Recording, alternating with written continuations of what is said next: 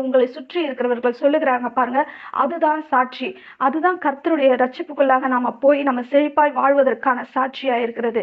சும்மா நானும் வந்தேன், சர்ச்சுக்கு நானும் ரட்சிக்கப்பட்டுட்டேன், சர்ச்சுக்கு போறேன், நாளைக்கு பரலோகத்துக்கு போவேன்னு நினைச்சீங்கன்னா நிச்சயமா உங்களால முடியாது. இன்னும் நீங்க கர்த்தருக்குள்ள அதிகமா எப்போ உள்ள வரீங்களோ அப்போதான் அந்த பரலோகத்துக்கு நம்மளால போக முடியும். அதுக்கு முன்பதாக இந்த பூமியில நாம செழிப்பாய் வாழ முடியும்.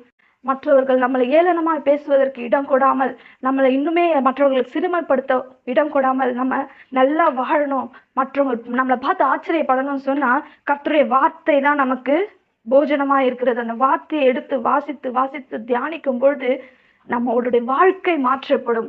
நம்மளுடைய வாழ்க்கை மாற்றப்படும் போது நம்மை சுற்றி இருக்கிற கண்கள் எல்லாம் அதை காணும்.